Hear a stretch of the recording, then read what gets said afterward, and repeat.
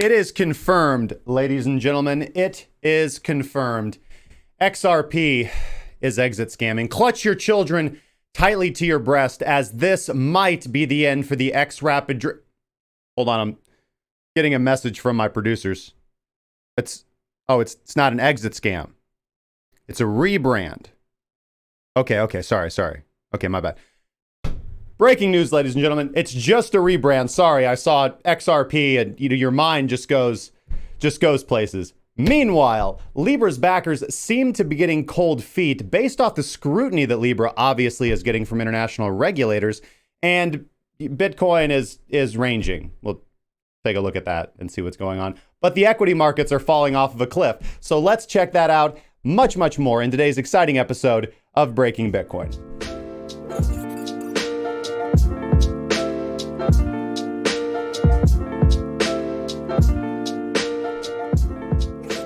Welcome to Breaking Bitcoin, recorded live here in the studio. Of course, today is October the 2nd, 2019, foul year of our Lord. My name is Justin Wise, lead analyst and senior mentor at crackingcryptocurrency.com. Hopefully you guys are doing absolutely fantastic wherever you happen to be tuning in from, and whether you are watching us from across YouTube, Twitch, DLive, Facebook Live, or on Roku with the Investor News Channel app. If you would like to support the show, make sure to subscribe, follow, share, and engage in the live chat. And thumbs ups are highly appreciated. I don't know if that's the proper plural for thumb up. Thumbs ups.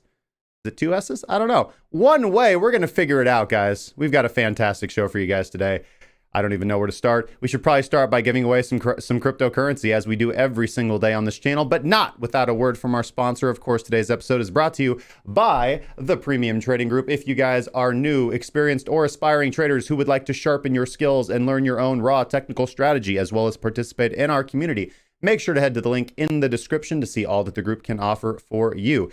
And I want to thank this month's crypto comment giveaway sponsor, Spectre Security Coin. Make sure to check them out at spectresecurity.io. With that being said, let's not waste any time, for the end approaches for all of us. Eventually, one day, but many days left. Let's get over into the live scene, give away some crypto, and also check out what's going on with the markets. Let's get going, guys.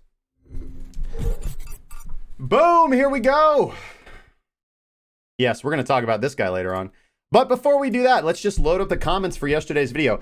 Yesterday's video was absolutely fantastic. Make sure you guys go check that out if you have not yet already. Bulls turn the dial up, EOS dodges the SEC, and the repo market meltdown continues. We will give you guys an update on the repo market as we move forward a little bit more, because today was the first day that the New York Fed was supposed to be paid back on its initial loans that were paid out. Have they received the money yet? Spoiler, no. So that means there's extra money in circulation, devaluing all the dollars that you have in your pocket and contributing to inflation. Randomly picking a winner for yesterday's video, and it was Mrhut QC. Thank you so much for your continued support. He of the famous and wonderful Pine Scripting Strategy. My good friend, thank you so much for being in the group and for being a constant supporter of the show. He says, I like EOS since the ByBit competition. I'm enjoying trading it. Keep rocking the best YouTube show, Justin. Thank you so much for your very kind words, sir. Get a hold of me in the Discord. You know exactly where I am, and I will tip you some crypto, my good friend. Now, let's get right over into the live scene. Here we are, guys. Here we are. Okay, who do we got in the chat, man? Okay, let me pull open stream labels, because if I don't have stream labels open, I don't see when anybody ever does anything on Twitch, and that's not fair to you guys. Okay, creator dashboard, and of course, activity feed. It's quiet. It's too quiet. Okay. I think this is a good opportunity, guys. Just want to thank all the recent subscribers. Sometimes I don't get to you guys as quickly as I should, and I just want to thank all of you, because without you, we could not do the show. And I want to thank the new subs, of course, starting with DJ Ruckus, Gerald, Antonio Saliba, Dimitri, Salman, Marcus, Giovanni, Pers, Cyrus the Great. Hey, pretty decent guy right there. And Rock. Thank you guys so much for the subscriptions on YouTube and helping our community grow faster and faster every single day. And Don Candon, man, coming in strong with the 50 crones. Dude, I guess I'm going to have to take a trip over there to Norway and just spend big, man. Just ball it up with all these crones you keep tossing us, my good friend. Thank you so much. He says, okay, hold on. Let's see here. He says, Indians danced around fire during droughts to attract rain. May you please do McConaughey humming money chant song to attract crypto profits. Well, unlike live stream fails, sometimes we do not sing for donations, but I will definitely listen. We can all say a prayer to the bull god here. This is the bull god, and we can all just pray and hope that the bull gods will smile down upon Bitcoin and just let us pump back up to those all-time highs. Please. And rest assured, we will get there eventually, but things do not go up in a straight line. Sometimes they have to go sideways for a little bit. What's going on? Gabriel, Nestor, Not Chosen, Naturebound, Dubatot, Ebrius, Don Candon, Naturebound, Sancy, Crypto, Jack, Making It Rain, Sats. What's going on, guys? Bernard, Andrew Munz, Esmalal. What's going on, my friend? Elijah, Pablo. Woo! Man. And Satoshi Nakafomo, first commenter of the day. Let's get right into what we got going on today, guys. And you guys are like, just shut up and talk about Bitcoin, dude. That's all we come here for. Okay, guys, fine. Just having some fun, guys. All right. Okay, sorry. We'll start off today with a good, strong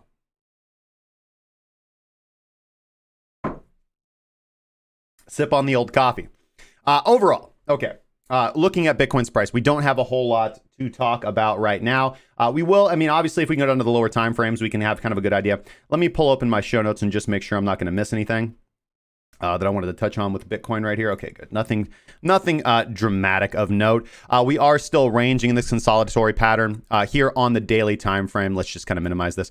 Here on the daily time frame, as you can see, we are still coming off the heels of two reversal buy candles right here. Of course, we do, again, and I was very, very, very upfront with that. Still in my long position. Now, the reversal buy signals are obviously being generated from oversold conditions. Oversold conditions are not necessarily bullish. They are indicative of potential bounces, but we want to be very careful for determining long-term directional bias out of these. The reason why is, and I've gone over this many, many times in the last week, is because overbought and oversold are conditions that your oscillator can enter into when the momentum of a certain directional movement is larger than the momentum of the previous range that it was trading in, okay? So your overbought and oversold signals are going to be directly correlated to the structure of the market that you are currently trading in and that you were previously trading in. And this is all going to depend on the look back period of whatever oscillator you are using. So for example, if you are using something like the Relative Strength Index, the RSI, and it has a look back period of 14 or 15 bars, and you are looking at a daily chart, if you have a very steep down movement within the last 3 candles, and for the 10 to 12 candles prior to that, you had just absolutely nothing but sideways, tight consolidation ranging behavior. It does not take I don't think it takes a very perceptive person here to realize, of course, your indicator is going to be oversold because you traveled in the course of several days into an area of the market that is now oversold because you just moved down with a lot of momentum relative to the range that you were previously trading in. So your overbought and oversold conditions are going to be directly correlated to the range that you were trading in. Therefore, when you were trading in a range, as Bitcoin was trading in a range, especially over the last 14 days, we can see the very low momentum, very low velocity, very low volatility, not velocity for some reason. I was reading a whole lot of physics articles this morning about how some new research believes that black holes are not actually singularities, that there is not singularities inside of black holes, but that instead black holes are basically dark energy vortexes that are throwing around, that are ripping up energy and throwing energy around all over the place, and that you won't actually find a singularity, a super dense point inside of a black hole whatsoever, which would seem to explain the Friedman equations better than Einstein's, which, well, the Friedman equations are based off of Einstein's theories of relativity, but the math is a little bit cleaner. Anyways, I digress. Moving right along here. What did you guys do for fun this morning?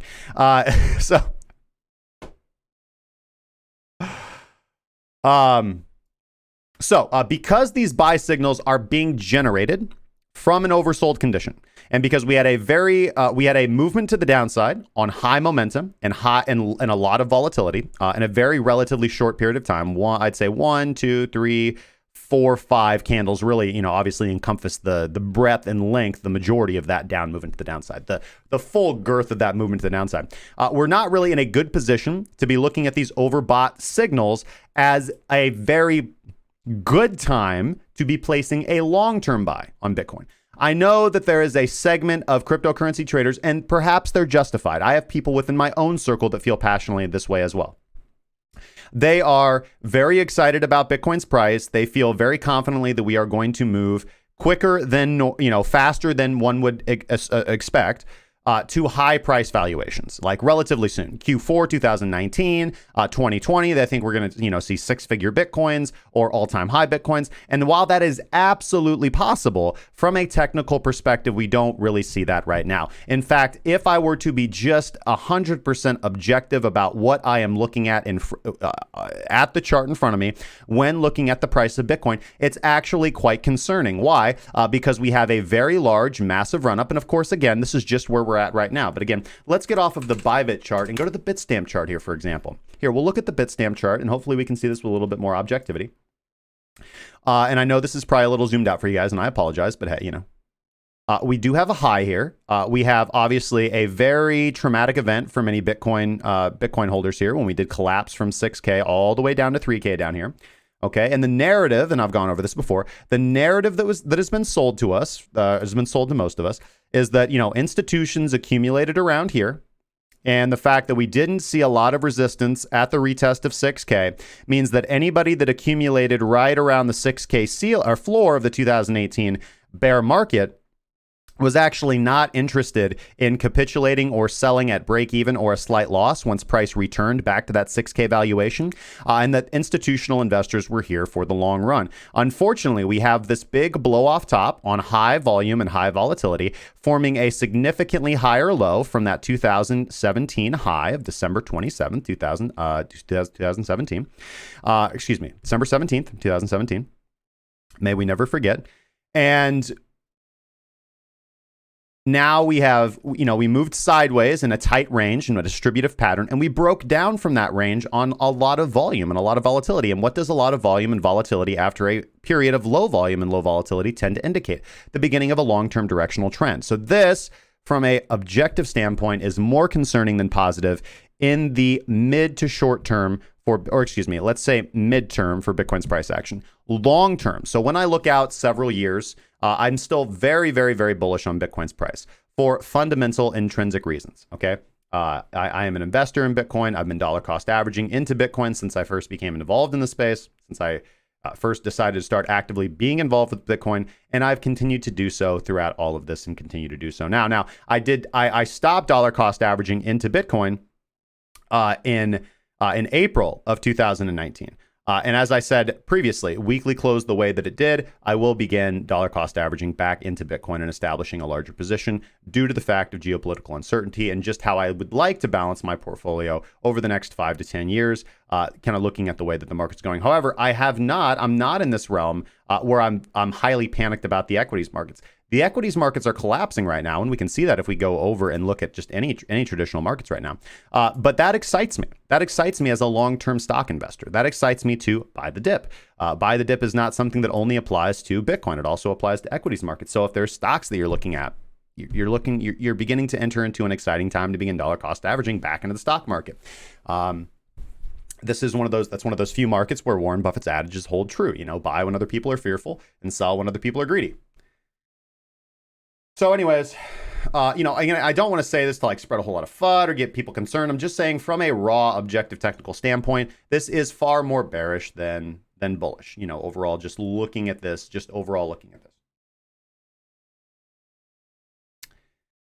Therefore, again, as we remain macro bullish, I think that the best scenario right now, the best objective strategy to have at this point in time is be looking for, as always, clear objective technical signals from your technical indicators. But I think that your fundamental position looking into this is to be looking to re-short from higher prices, because I think that the trend we're entering into is bearish, and we're going to need to see something significant to break that trend out from the other side. Now, having said that, let's go focus on more current price action. Current price action does still posit us in a potential likely bounce area. Now, we do have to ask ourselves, was this the bounce? Again, as we say this a lot in the realm of trading, is the trade the trade from accumulating around the $8,000 to $8,200 range, and the trade back up to the $9,000 or $8,800 range, or was the trade, more of that, kind of very tight, very, very precise kind of trade where individuals were accumulating right in this demand zone, right around the $7,900, $7,800 level, and taking the trade back up to $8,200, $8,000. And they've now unloaded their bags, and now the trend can resume in the way that it was going to go. I don't know why my chart wants us to look at ETC, BTC, but potentially we'll return to that at a later point in time. However, I have not seen anything. Steven, thanks so much for the sub over there on YouTube, my good friend. Now, I have not seen anything, or Stefan, excuse me. I have not seen anything in Bitcoin's price that would invalidate my long position yet. I still think that that is the correct position to be in. MINX still remains firmly above the noise level, and although, again, we are below the initiation level, as we can see here, it doesn't concern me. I'm not really looking to reestablish a short position at this point in time. Now, should we end up, breaking down below 8,000, and should we end up getting something similar to a continuation signal, so MINX crossing below the noise line, or Wadatar explosion printing a red column at this point in time above the explosion level and the dead zone filter, that's something where I will be reestablishing a short position, even if it is a fake down move into the downside. The likelihood and the signal is just too good to ignore, and that's something that I will have to be doing at that point in time. Now, we haven't gotten that yet. We are still above 8,000. We are currently trading at 8,220, and even though the current direction for the day does seem to be the downside, and actually pretty much right after the daily close last night, we really just start doing this slump down behavior, and we've established, we did end up having a little bit, I don't really want to consider this a stop loss on, although we did have a little bit of run on liquidity right there. We did wick slightly higher in the hourly candle before a large move into the downside. Pretty typical of what you see. A weak bounce back, forming a lower high, and then we just really began this slow shuffle to the downside. A little bit more substantial bounce, forming yet a lower high again.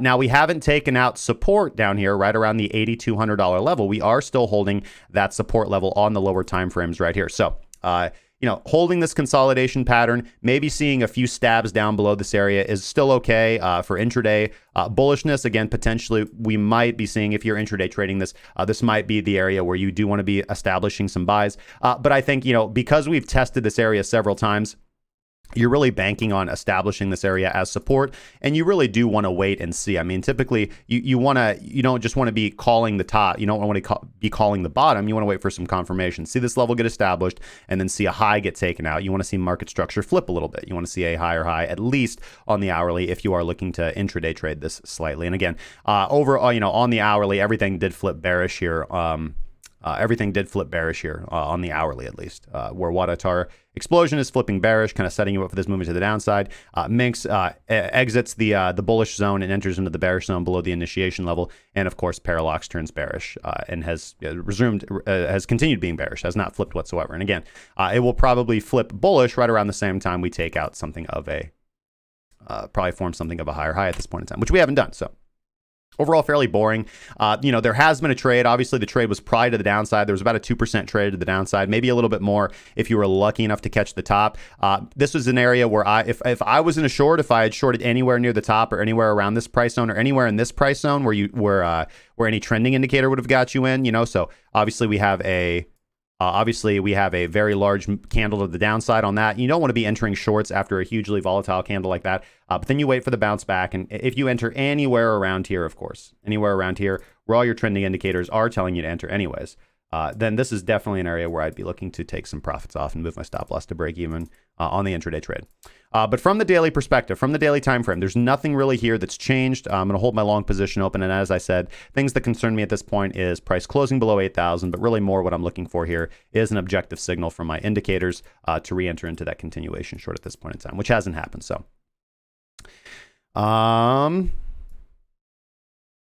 cool. That's about all we got. Let's head down to the let's look at the hourly. We did just talk about the hourly and kind of what the overall perspective is.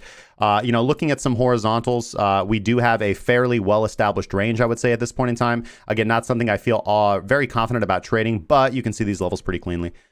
We do have our upper boundary range at around 8,467. Of course, we are on the stamp chart.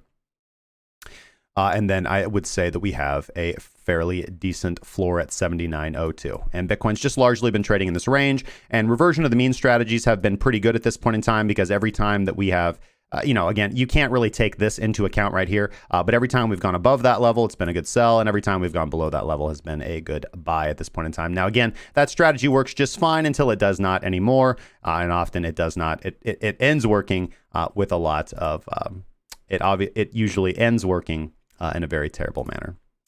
But I digress. Same kind of strategy that we talked about. We've got a range right here. We've established a little bit of a higher low above the median of that range. And again, I still think that this overall looks a little bit better than... this looks more bullish than bearish at this point in time, looking at these lower time frames, because we have held a higher level of support. And again, losing this would be fairly negative. That's why I said... So again, just to reposition. This is a fairly uncertain time to see if we're going to hold the upper area of this range. Therefore, if you did enter into a short anywhere around here, I think I would take some profit, not fully exit your position, but I would take some profit, move your stop loss to break even. And if you are long, I would probably be watching this level. Again, this is for intraday traders. This is people who are looking at lower time frames than I'm looking at than on the daily. This is an area where I would begin to either, at this point in time, probably re-add to my long. Probably establish a further long as we dive down into the lower bearish zone right here. But keep in mind position sizing. Reversal trade, less risk on this overall. So as I said, with the very beginning of this, looking at the daily and looking at overall structure, do I think it's likely that we get a little bit more of a sustained bounce above this range? Yes, I think that is likely at this point in time. However, I have a much smaller position size on this. I'd say much smaller, but a reduced position size than I would for a regular trending trade, which is my bread and butter. And I'm still fully hedged to the short. I'm fully hedged with a short for all of my capital that I do not have actively in this long position whatsoever. So I only have a portion of my account that has long exposure. Okay. So that's about it at this point in time for Bitcoin. Honestly, guys, I'll keep you guys updated if anything new occurs at this point in time. So let's go ahead and head on over to ETHUSD. ETHUSD continue, obviously doing the exact same thing. Let's actually go over and look at this on the FinX chart. Ethereum continuing to do a little bit of stair stepping up, looking a little bit more bullish than bearish at this point in time. And again, as I maintain that current bullish bias on Bitcoin, I still think that Ethereum is going to move right along in lockstep with Bitcoin. Obviously, Ethereum pulling back yesterday as Bitcoin kind of took the stage and did a little bit more bullishness. And then again, really not really just doing a whole lot today. Fairly low volatility day. Excuse me one moment.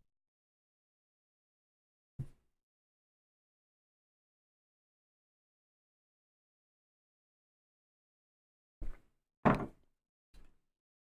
don't know what it is, guys. For some reason.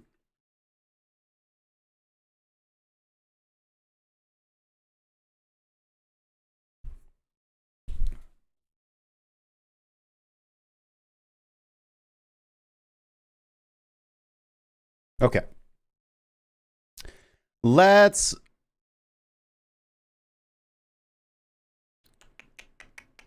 Do I see anything interesting here to talk about on Ethereum USD? No. Let's look at a couple things here when we talk about Ethereum and see if this is going to act as kind of a leading indicator or a lagging indicator behind Bitcoin. It depends. At this point in time, I would be a little bit more biased to assume this would be a leading indicator for Bitcoin because it has been outperforming Bitcoin and even has held its pullback that we saw yesterday without really giving back, the majority of its gains. But overall,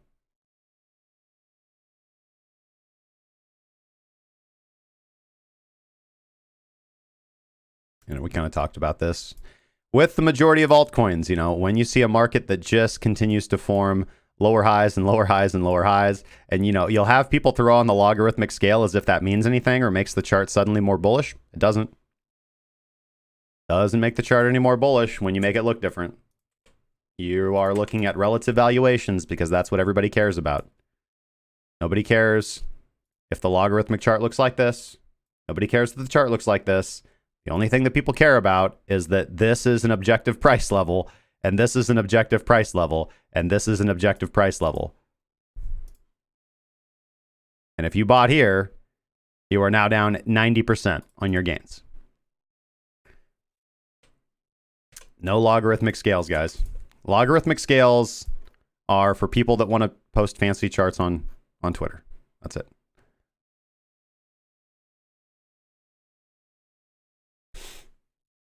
Man, I'm really thirsty this morning, guys. Sorry.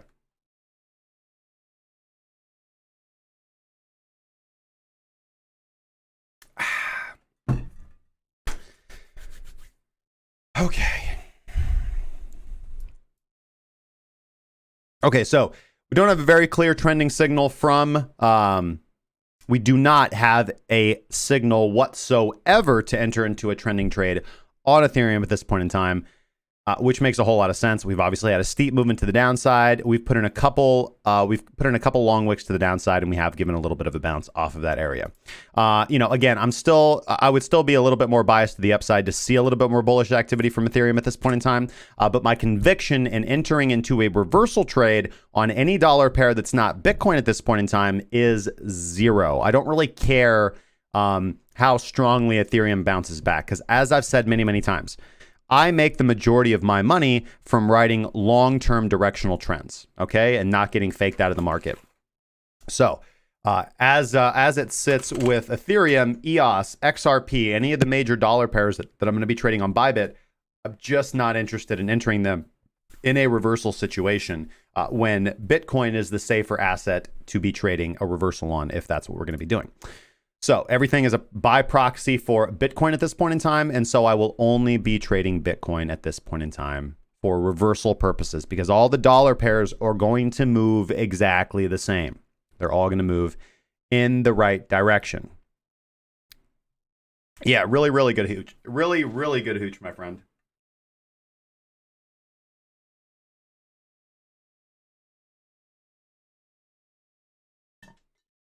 Sorry, I had a little bit of a workout right before the show. And I'm getting like a dry mouth, so. Okay. Other than that,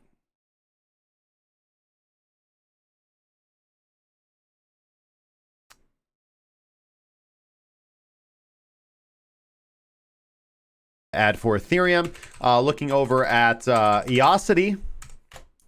Let's go look at Mr. Block 1 over here, fresh from the SEC. Mr. Block 1, what do we got? We don't really have a whole lot. I think probably what I'll probably start doing for further analysis, just so you guys can kind of start to understand a little bit of how I approach supply and demand, is mark out my supply and demand zones. And that's something that I've gotten away from. You guys have to understand, I've been doing this streaming for almost 2 years now, and it became apparent that I needed to simplify my TA so that more people could understand what I was talking about. That's why I have a full course designed to teach people exactly how I approach the markets. But my entire point is, I got away from talking about supply and demand for a while so that I could just get people to focus on technical strategy, which I want them to. But I think it's time to start talking about supply and demand zones a little bit more, because again, cryptocurrency has intrinsic value. These are levels that move the market, and I think it's important to map them out and have a game plan around them. In the form of EOS USD, I don't really see it. Now here's the thing: we have to put some big caveats on cryptocurrency when we talk about supply and demand. You can see supply and demand pretty easy on Bitcoin. It's pretty objective as supply and demand can be. In altcoins, here's the problem with supply and demand. Everybody wants to relate like every single bounce on a major cryptocurrency with supply and demand. And the reality is, no. It's on a lot of these things like EOS, I don't really see, I see maybe two very clear levels of supply and demand. There's only two levels on this chart, most likely. And again, that level's probably going to be around $4.50, maybe $4.25. and most likely up here around 10 bucks. Everything other than that is a random walk. Everything else on this chart is a random walk as far as supply and demand goes. It's not old enough to have well-established levels of supply and demand because its intrinsic value is not yet even as contentious as intrinsic value is with stocks or equity. At least there is a method for that. And when there is a method, you have something that can be logically traded around. With cryptocurrency, we have no clue what we're dealing with here. We have no clue what the intrinsic value of EOS is. We have no idea what the fair price of the unit value of this crypto should be. Therefore, be very, very cautious because that's why I'm the guy. I'm the TA guy that says your lines are bullshit because 99% of your lines are bullshit, right? You're going to see people, you're going to see, especially, I get it with Bitcoin. I get it with Bitcoin, man. I get it with Bitcoin. I do. I'm a little bit more lenient on Bitcoin, but you're going to see, cryptocurrency charts. And again, this is EOS, man. And this is the Finex chart, but you're going to see charts that look like this, man. You're going to see charts that literally have a line on every little wobble, and they think that those lines mean anything. Like they have a game plan or they have a concept around what they're going to do. All right. And on top of that, then they're going to bring out some trend lines, right? And they're going to map out some trend lines, right? They're going to look like that. And they're going to have channels drawn and they're going to do this. And that's all nonsense, man. Not a single one of those lines means anything. Okay. Getting right along.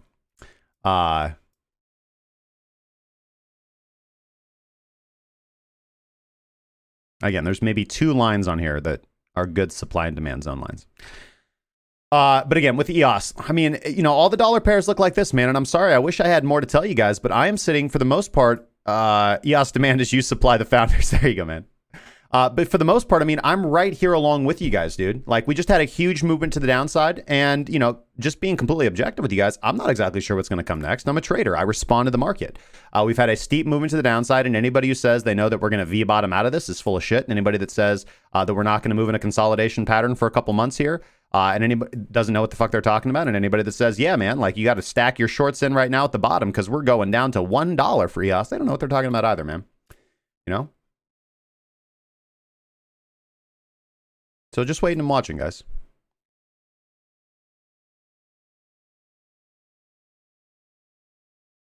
I forgot to add Fibonacci levels. Yeah, man.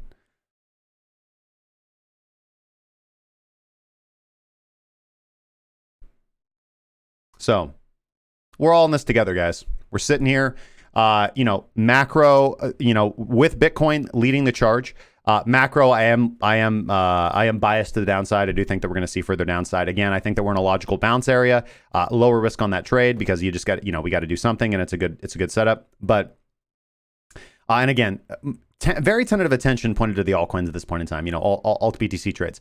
Obviously, everybody that kind of rattles the saber as far as alt season or blah blah blah. As long as altcoins continue to randomly pump, they feel justified. But then the only thing that's terrifying about that is that literally the moment that Bitcoin makes a 5% move, altcoins make 10 to 15% losses.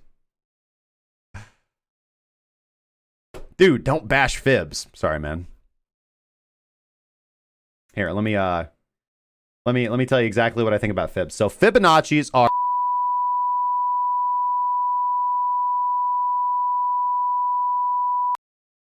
yeah, that's what I think about fibs. Now, moving right along.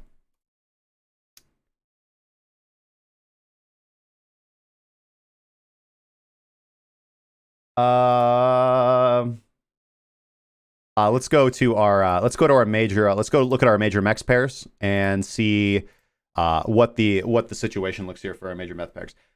Major MEX pairs, not major meth pairs. Although there might be a string of MEX meth or MEX mething, meth MEX something. Yes, there's an analogy there somewhere. There's definitely an analogy there. He says piss off. I love you, bro. Nah, man, get rid of those fibs. But hey, you're right on with that Gann high low. That's a pretty neat indicator, man. Shoot from the hip. Eth Bitcoin is pretty interesting, man. I'm hesitant to say, I kind of want to look at this and be like, we are on the verge of a breakout. What's next, Elliot? Wave bashing. Nah, never, man. Look, we've got A, B. We've got A, B, C. And, you know, overall, I think this is kind of like a chicken wing pattern, right?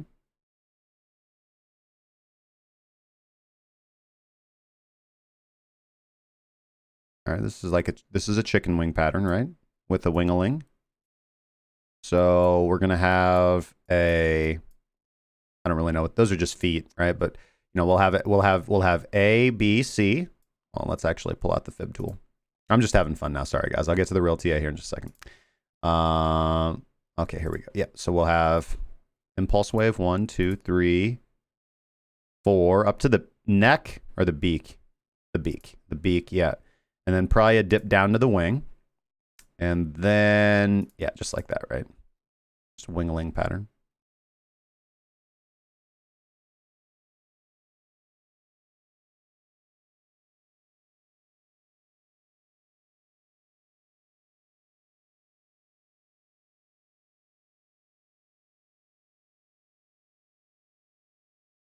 It's a truncated flat top pattern, man. With a reduced X span. I mean, it could be an ABC corrective wave, but big old consolidation in the belly of the beast. It's a KFC chart, yeah. Okay, so sorry guys, but really no. Ethereum Bitcoin is quite interesting here, man. Because again, we don't have as much data here as I would like, but again, we formed a low here, we formed a high. We have the range, we've established a higher low above the median of the range, and we're consolidating at the upper level of that range. Now, in the realm of price action, that's really the only pattern that I like. That is the breakout pattern that I like to see, right? Nice range form, forming a higher low above the median of that range. I've repeated this over and over and over and over and over again. It's really the only price action pattern that I like. And then if you guys want really the follow through is the close above, right? The close above. And you take the chance on the close above, man. You know, some people, the safer way to trade it, obviously, is to wait for the BPC, and that's where you do break, you back test, you don't go up that high. I don't know why why my mouse just like flew like a million miles up there, for the love of God, geez. But you do end up closing above, and then you wait for the back test, establish that level of support, and then kick off, right? That's supply being flipped into demand. And, you know, again, we do have some confluence at this level. Do we have confluence kind of going back? Can we really say that this is an important demand level? Well, I don't know. This is ETH Bitcoin on Binance. Let's actually pull up ETH Bitcoin on Finex. Or that's Bittrex. Bittrex is good. Yeah, Bittrex is good. Bittrex has more price data than Binance.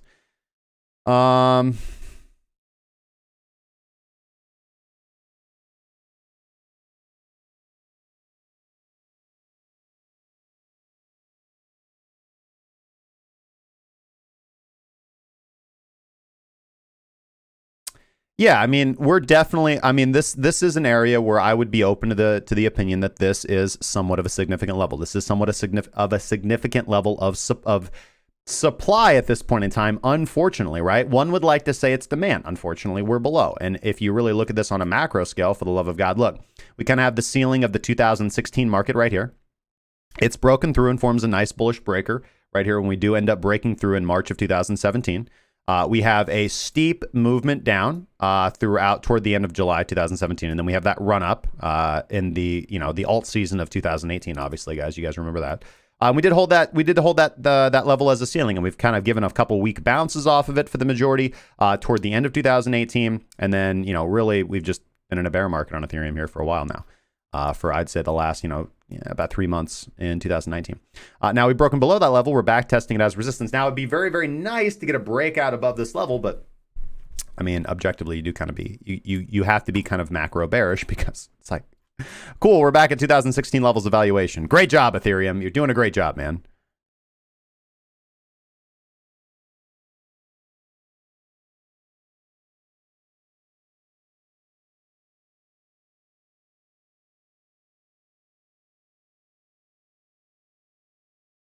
Tenacious feet.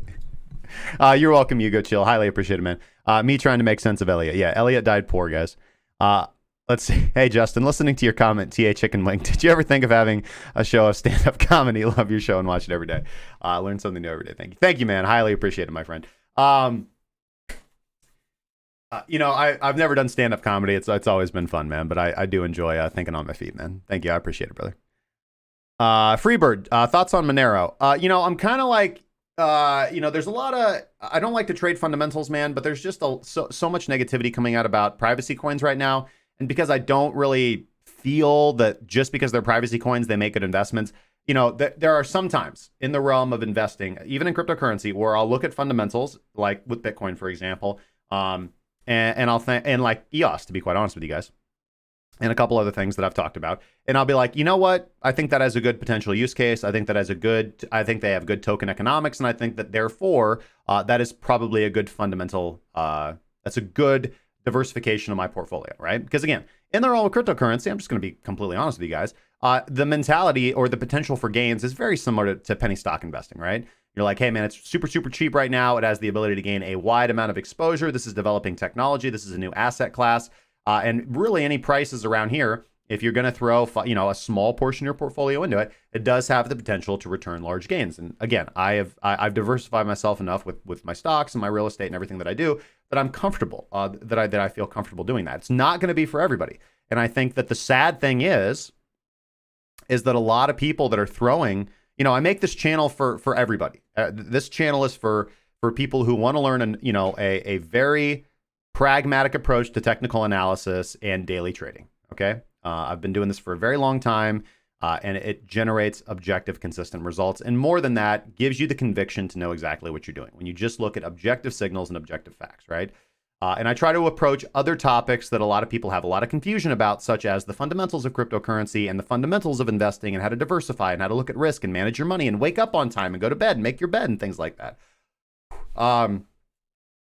In a way that I think dispels a lot of the bullshit that just runs around out there. So in the realm of, I forgot what I was talking about.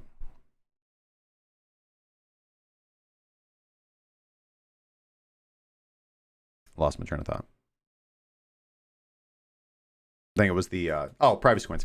So in the realm of privacy coins, I don't think that their token economics is, in Monero, I don't think that Monero's token economics are convincing to say that, yeah, that's a great investment. I don't think that privacy coins are a good investment at this point in time. I think that they are kind of a novelty. I think that they're probably on their way out, to be quite frank. But I could be wrong, totally wrong. That's just my opinion as an investor. As far as trading, we can absolutely look at the charts and look at the technicals, man. But from a fundamental perspective, I just kind of wanted to start off there, man.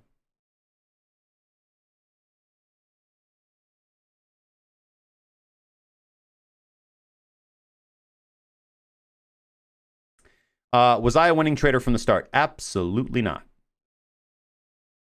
Absolutely not. I was god awful at trading. And why was I god awful at trading? Because I tried to trade subjectively. I tried to trade reversals and trend lines and fibs and triangles and just all this stuff that, man, that you get taught and that I saw people do, like on, you know, free webinars and on forums and hot stock tips and everything like that, you know? Now, I was a profitable trader before I came to cryptocurrency, but I started off in equity. And I blew out 2 accounts before I became profitable. And, you know, I was lucky enough to have a mentor at the time, and I took an objective steps back, and I stopped live trading money. That was, I think, probably one of the most important things that I did. I stopped live trading money, and I back tested my strategy, and I found something that I knew worked. And, you know, I objectively verified that it worked, and I built my technical strategy, and then I started trading from there. And you know, it took me a while to get a consistent level of profitability, but my results dramatically improved after that. And just over time, I've honed that. I've learned to look at several things such as supply and demand. I've learned to learn how I and when I'm okay with trading reversals, which is generally not most of the time, because that's all people want to seem to do in cryptocurrency, and they can't seem to look at a chart like this and be like, wow, that's a bearish trend, man. Trade the trend.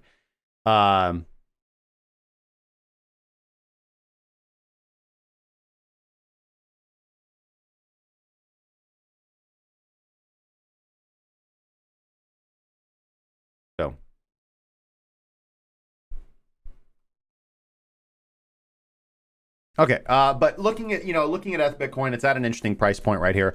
I was in a short position on this. I exited the short position. And I feel pretty justified at that. There's a lot at me. I can look at this chart one of two ways. There's a lot of me that looks at this and kind of screams like, hey, take a long. There's a lot of me that looks and screams, hey, take a short. Therefore, what do? I don't do anything, especially when I look over at my signal system and I see that we don't have very clear objective signals. What's interesting is that the reason I exited the short is that Parallax had flipped bullish on this candle to the upside, looking at a potential breakout. And again, we kind of saw the same thing twice. We saw a pattern kind of inside a pattern. And yeah, I'm driving everybody crazy right now talking about patterns. But again, the only pattern that I really like to look at, form a range, establish a higher low above the median. And here we have the exact same thing, form a range, establish a higher low above that median, and go up to test resistance. Again, breakout pattern. And, Parallax obviously giving the go-ahead, Wadatar explosion, disconfirming the short at that point in time. I figured it was a better than not idea. However, since then, Parallax on the very same momentum candle, actually on today, is flipping bearish. It's flipping bearish for the first time with minks crossing below the zero line. The volume is not quite there for me to be reestablished in that position at this point in time. I do actually want to see more significant rejection from this area to re-enter into a short on ETH Bitcoin at this point in time. So I'm just going to stay out of it. But I will say that it's at a pretty interesting price point. And by interesting price point, I mean quite open to manipulation. Because again, whenever you reach these kind of critical levels of supply and demand, you see an increase in trading volume, i.e. an increase in market manipulation.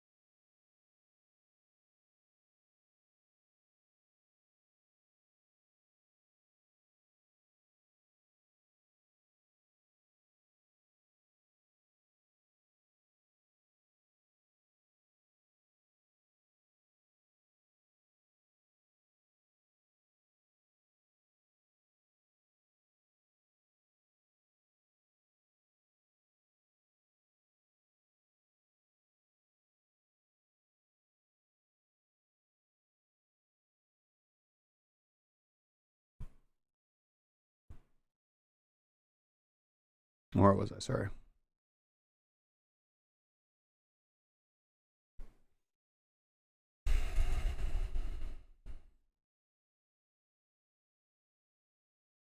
Ben J says, glad when Justin talks about Ethereum, I can catch up to the live feed.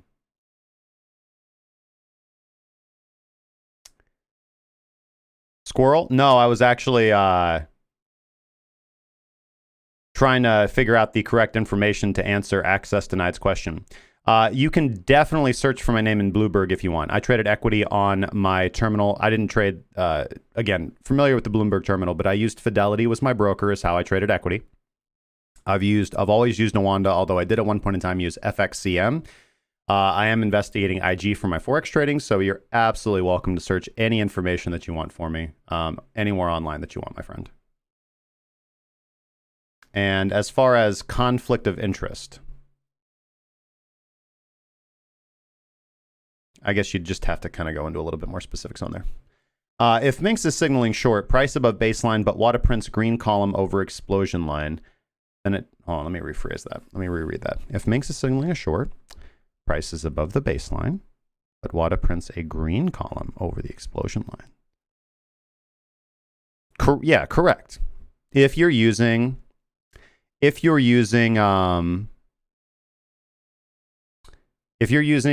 Wadatar explosion as your confirmer, and it is telling you to go long, and your primary indicator, or your initiator, is telling you to go short, well, then you don't trade.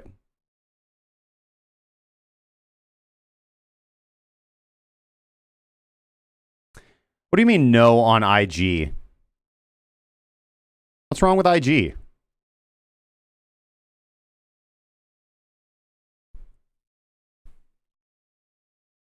IG's got a pretty decent platform, man. And I like Awanda, dude. I don't really like FXCM anymore whatsoever. I won't trade on FXCM. Yeah, no, I get you, man. Wait until they have their stuff together, but, you know, got to get in the door, man.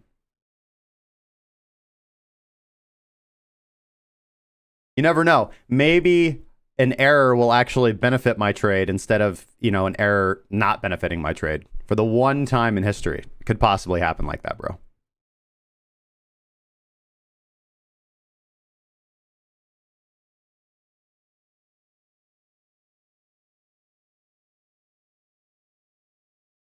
It's possible. Okay, 12:52.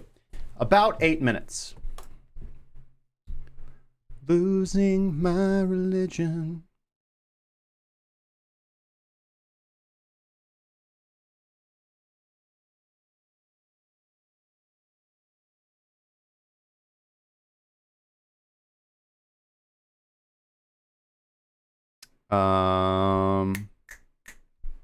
Words.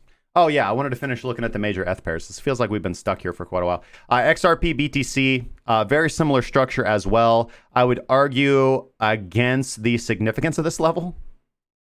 But again, very similar to Ethereum Bitcoin, you know, right back in that, again, for Ethereum, it's more like 2016.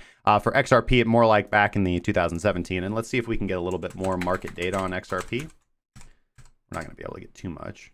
Does Bittrex go back further? Yeah, Bittrex does go back further, as it usually does.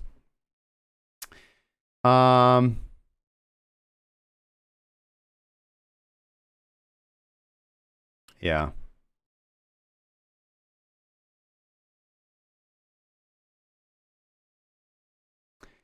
Here is the problem with this. Is that with one exception, with one V-bot, so I just want to give you guys the danger of this, right? So with one V-bottom exception, the other time that we devalued this low, we entered into this, right? We entered into this bear market from October 2015 to March of 2017. And yes, were there trades to take? Yeah, sure. Right? You look in here and you can see trends. But if you zoom out and you're just like, yeah, you know, that's pretty nasty, right? And then we have 1, 2, 3 pumps, and then that's pretty much it, guys. There were like 3 main moments in history where people could have made a significant amount of money on XRP. Otherwise, they had to be very good traders. Proper stretching techniques before trading is absolutely essential, man. Got to stretch before you trade, man. Cardenio. Rough. EOS. Rough. TRX. Rough. ECH. Rough. Litecoin. Looks good. That's an unpopular opinion, man, but I think Litecoin has the best fundamental case for, oh, price is low. You should probably dollar cost average in the Litecoin. See if we can look at it on. Other than that, man, no strong trends to the upside. Yeah, here's all my alerts. Yeah, I've made the case for Litecoin before. Okay, sorry guys.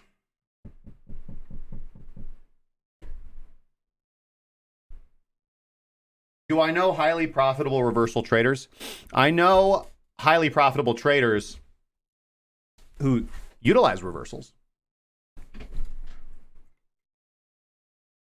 Don't want to sprain your mouse finger. Yeah, man. This is how you stretch before you trade. Some of these. You want to roll your neck too very, very well. No, man, I mean, I exercise in the morning before I trade. I exercise in the morning before my eyes touch anything electronic.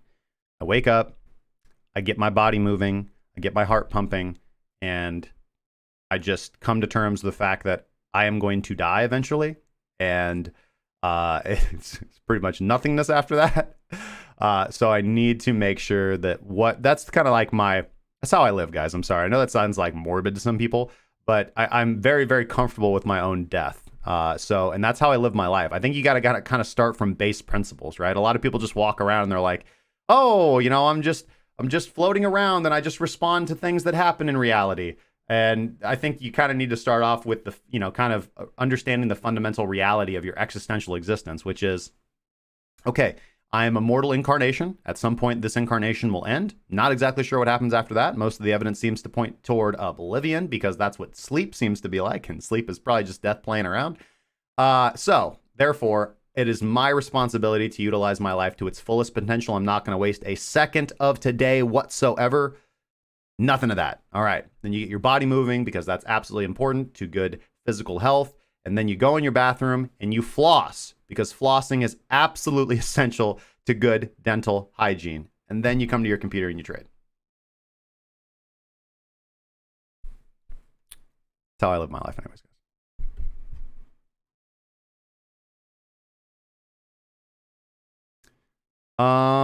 It's 12:57.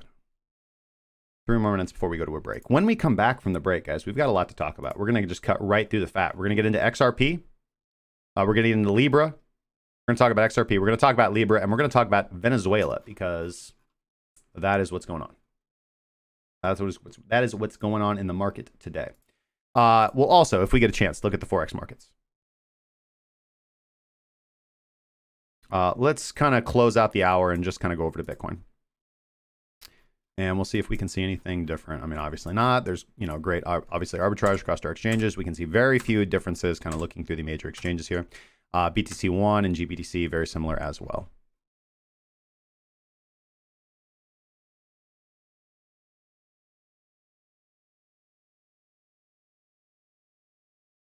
The question is, how comfortable are you at 30,000 feet when your jumbo jet takes a nosedive and never levels back out?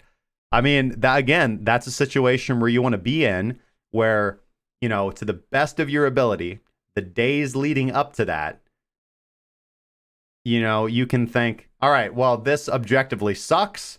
Wasn't wanting to go out right now. This is scary as heck. I'm probably going to die, but at least I did the best I could with the time that I was given. All right.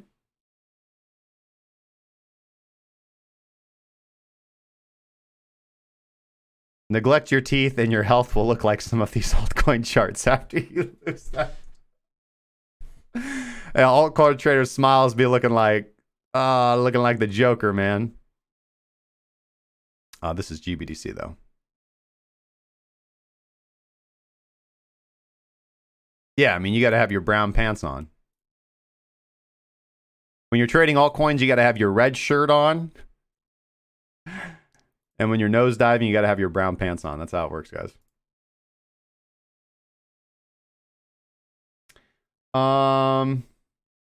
Okay, so we're going to go to break here real quick, guys. I'm going to get some more water. Kind of dying from...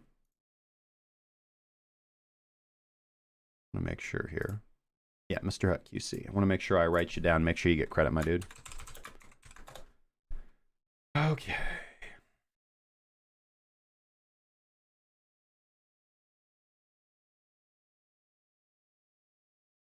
All right, before we go to break, brief word from our sponsors, guys. As a trader, it is absolutely essential that I have... Oh, hey, what's going on? Moon and Papa. I really like his flannel. For a professional trader, it is absolutely essential that I do have full control over all of my positions. Platforms like Binance, Coinbase Pro, Bittrex, although they're amazing in their own right for providing us access to these markets in the first place, a lot of them just lack serious features for any serious trader, like setting a take profit and a stop loss simultaneously, trailing a stop loss, or automating trading view alerts if you guys are using custom indicators or technical based strategies, as we tend to focus on this channel. We just need better tools than what the platforms actually provide for us. And I've been using 3 commas for a very, very long time. It's the platform that I choose to use. They're pretty much the best in the business out there for managing your trades in a better fashion. You can integrate them. And here's the thing. I've used 3 commas for a long time. I've never had any security problems. So at the end of the day, you got to use what you think is just the best tool available to you. If you guys would like to try 3 commas, our link will provide you not only with a free trial, which I don't think you can get from the main website anymore, but also a 10% discount off any purchase that you decide to make off of that website. Head on over to 3commas.crackingcryptocurrency.com to take advantage of that. That is 3commas.crackingcryptocurrency.com. Link is in the description down below, and you can hang out with Mr. Moon and Papa over here, guys. Just he of the beautiful flannel. Anyways, guys, I'll be right back. Don't go anywhere. While I'm gone for just a couple minutes here for the break to grab some water, let me know if you guys got any charts you guys would like me to look at. You know, I did kind of plan to check in with Forex, the equity markets, and gold later on. So we will take a look at those and let me know you guys' thoughts as we continue to move forward, guys. I'll be right back.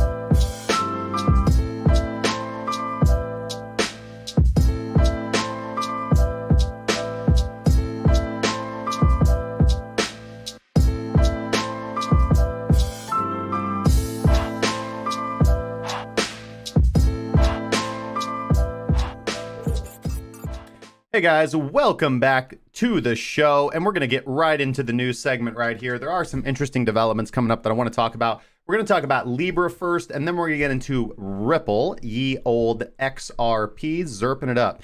But we're going to start off today with talking about Libra. Now, according to a report in the Wall Street Journal that we came across last night, some of the early backers in the Libra Association are reconsidering their involvement in their cryptocurrency project. Now, the reason for the change of heart is said to be, and obviously is due to concerns over regulatory backlash. So I'm going to read kind of what the article would have you believe, and then I'm going to give you my personal thoughts on this. Now, obviously, some of the partners that we are talking about here are Visa, MasterCard, Stripe, and PayPal, notably all payment processors and all companies that have a vested interest in not having any of their business operations tampered with from central governments. Now, according to sources, these companies are concerned with their relationship with regulators, who for the most part have been quite cold to the Libra idea. Obviously, we have information that France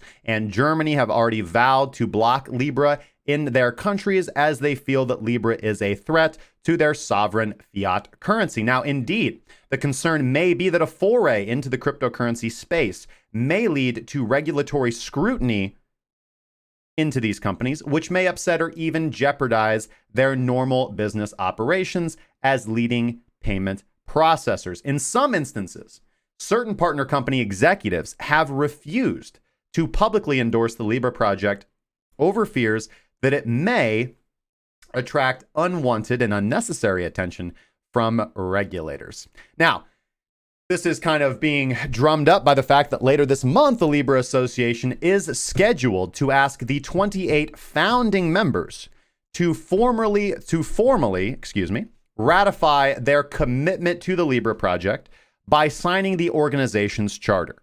To date, the early partners have signed only non-binding letters of intent to work on the development of the forthcoming charter. Now, with the Libra charter presumably nearing its final draft and being prepared to have the members sign off, bringing this project to market is most likely going to instigate a regulatory battle these companies or their stakeholders most likely do not have the stomach for at the current point in time. Now, it is notable to mention that other members in their association, such as Anchorage, which is a crypto custody startup, they appear to be charging ahead. 5 companies are already running Libra test nodes and sending transactions on the early Libra network. However, Libra's viability is in question if all of the heavy hitters from the world of finance and payment processing abandon the project. Now, overall, I think this story highlights how regulators do, in the world that we live in, carry a big enough stick to disincentivize any upstart attempts to break into the banking racket or suppress any attempts to radically innovate the industry. Why do you think the reaction to Libra was very different from the reaction to Bitcoin? I've said this before and I'll say it again. At its current state and time, governments and central banks do not feel threatened by Bitcoin, do not feel threatened by decentralized currency at this point in time. They feel that they have the power and the ability to stamp them down. And why should they not? Because given the information that we've reported on the repo markets, we know, for example, that overnight, essentially, the New York Fed injected more money into the repo markets, almost the entire market cap of Bitcoin, for example. So the ability to throw around that amount of cash to them is quite important. And they feel, obviously, we're going to be moving into tokenizing central bank currency. We're going to see that in the next 10 to 20 years. As I said, I think they're just waiting for the boomer generation to die off so they don't have to answer so many questions about how digital tokens work. We're already going to see that. And so the competition will be not between non-digital assets and digital assets. The competition will be between decentralized assets on one hand, a centralized central bank owned assets on one hand, and then in the middle, corporate owned assets. And right now, the central bank issued asset theory or concept does not feel threatened by the decentralized digital currency. They feel that they've got it totally on lockdown. What they are concerned about is the middleman, is the corporate coins, which again, if corporate coins get off the ground, I think they will be wildly successful in the interim. But again, long term, they do not have the strength, the long-term viability that decentralized currencies have, at least in the realm of Bitcoin for that particular use case argument. I do think there are token economics and use cases for other decentralized currencies as well. But again, that falls into the realm of investor speculation and potential perspective. So let's talk about what this really, really means from a realistic standpoint. Visa, MasterCard, Stripe, PayPal. They have this theory that Libra can be wildly successful. And if Libra is wildly successful, they want to be in on that boat. Why wouldn't they want to be? However, they also don't want to have their bread and butter, their daily income, affected from negative scrutiny from regulators who may decide to take more punitive approaches to a project like Libra, which they are actually genuinely afraid of.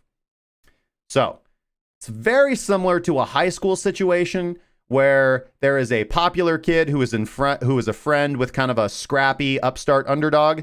And, they're friends, they hang out after class type thing, but, you can't sit by me at lunch, right? And, don't look at me. Don't look at me. The popular kids are watching. Don't look at me, right? That's kind of the situation right there.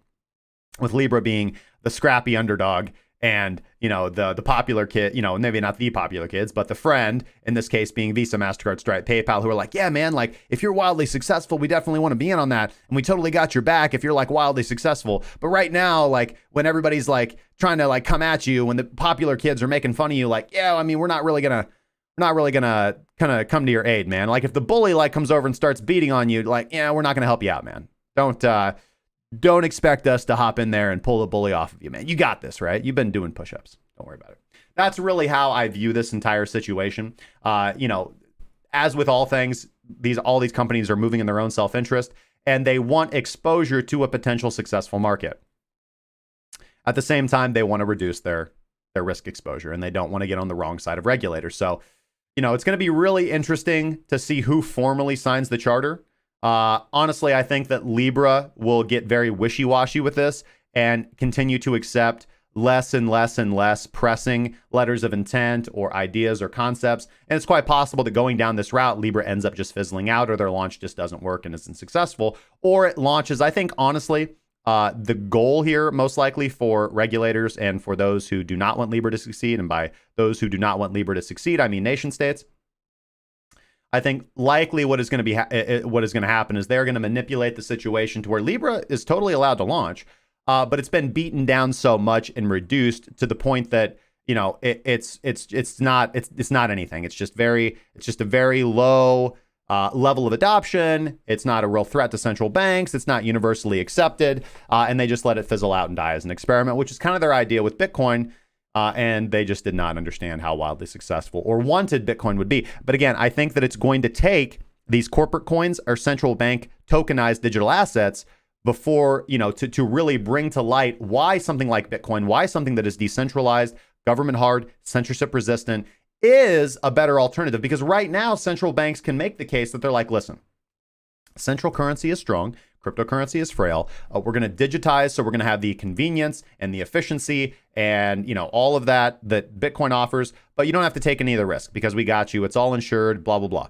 The majority of people find that very attractive. And it's going to take seeing that increased level of manipulation and further manipulation of the economies around the world, such as what we're seeing right now with the overnight repo market and what we saw back in the 2008 financial crisis. It's going to take people seeing all of the financial institutions unwind themselves because they're all leveraged to the hilt and they're all practicing unsustainable practices right now that is going to end up being very, very negative for the mass amount of people out there who have any kind of savings or who want to have any kind of wealth. All of that is going to come tumbling down at some point in time. And it's going to take people seeing that.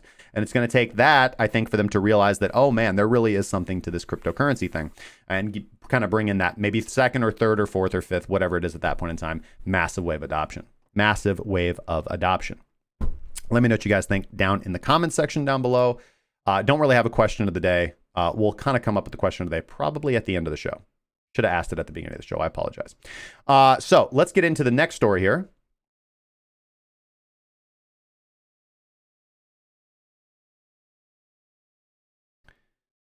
And yes, we will talk about ZERP, guys. So, we had a little bit of fun at the beginning of the show talking about, but Ripple does appear to be in the middle of a potential rebranding effort. Although we're not quite certain exactly what they're doing, but that's all we can assume at this point in time is that they are, in the middle of some sort of rebranding effort, dropping certain products from their website while promoting the XRapid system under a new name. And this just kind of came overnight. We had this XRapid, which is obviously Ripple's flagship product. It's XRP's flagship kind of system. And well, it's Ripple's flagship system. So XRapid obviously provides on-demand liquidity for banks who want to send transactions and use Ripple as the liquidity instead of the actual fiat. And now all of a sudden, just overnight, that concept, that title, that name is no longer XRapid. It is now on-demand liquidity. Product and feature that Ripple offers. Meanwhile, links on their global website to products such as XCurrent, which is an interbranch messaging system, as well as XRapid and XVia instant transfer systems have all been removed.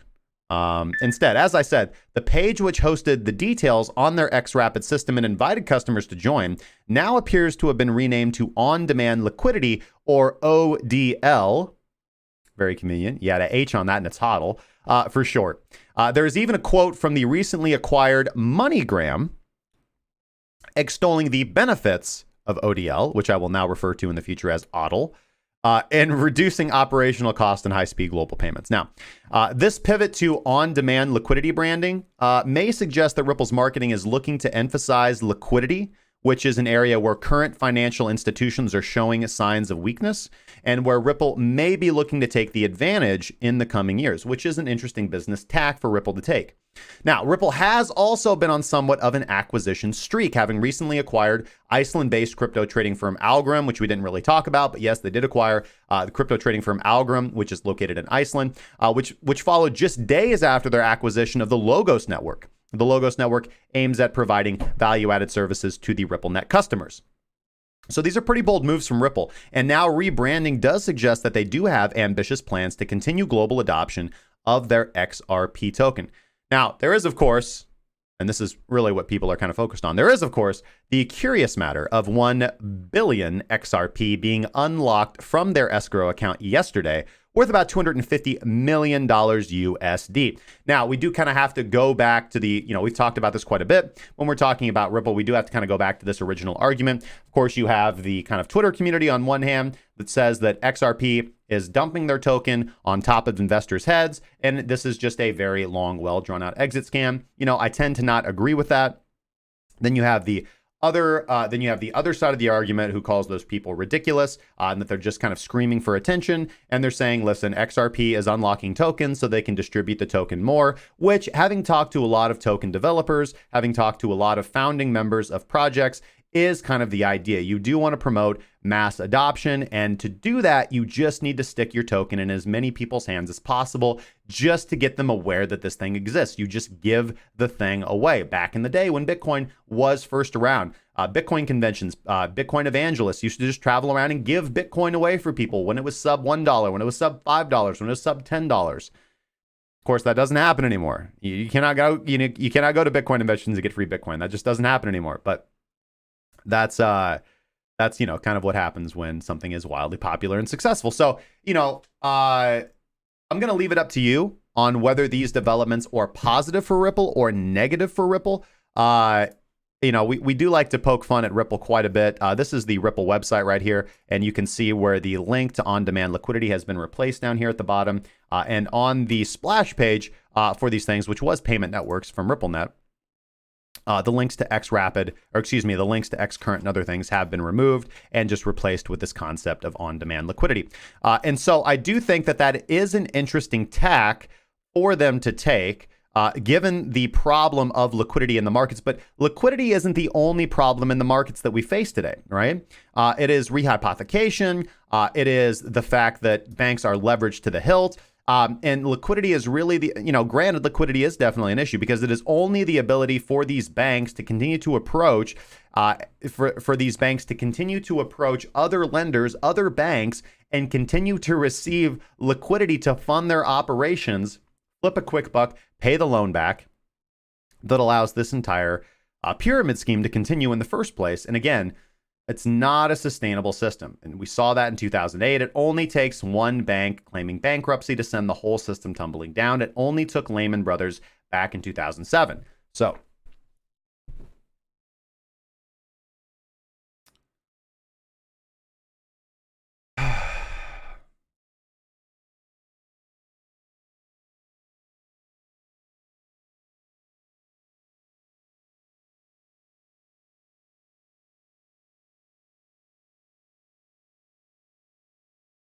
So let me know what you guys think about this.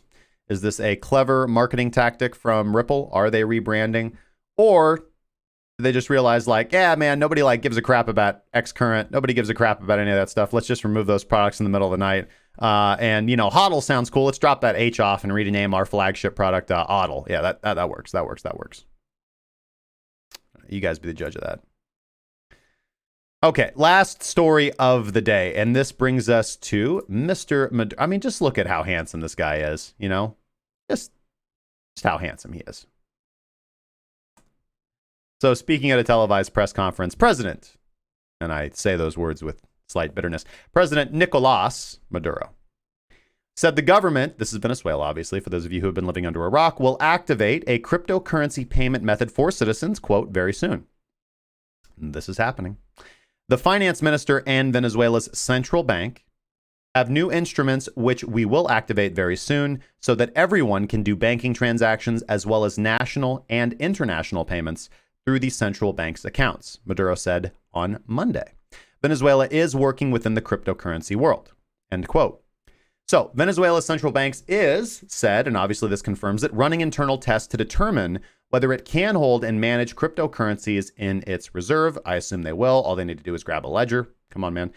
Reports out just last week indicated their state-run oil company, who kind of kicked all this off, was petitioning the government to allow them to reboot the petroleum industry by supporting Bitcoin and Ethereum as payment methods to international suppliers.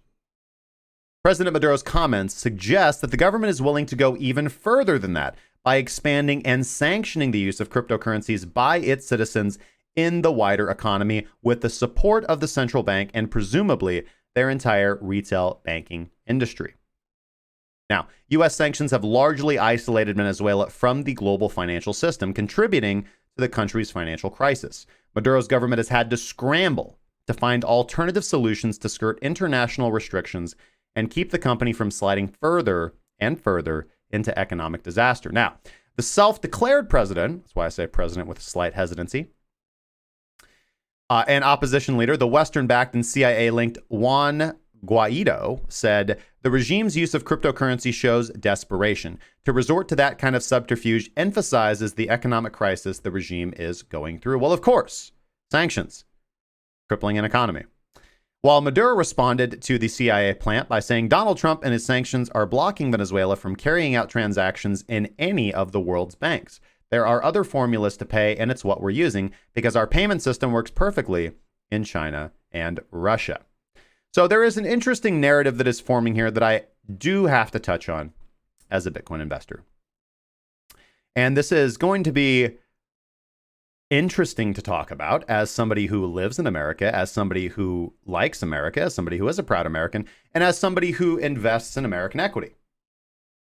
Which is, can we see a larger use case for Bitcoin and other decentralized cryptocurrencies from the United States and the global banking cartel attempting to regulate everything that is existent under the sun in the world of finance. For example, obviously, I think that most of the people watching the show will disagree on, it will hopefully, maybe, agree with me on the merits or demerits of socialism, and that socialism as an economic structure has not been very good for Venezuela. However, it is undeniable that Venezuela also, on the other hand, has refused to comply and basically bow down to America or international regulations, right? And as a result, they have been cut off from worldwide banking structures. Do we feel that that is absolutely fair?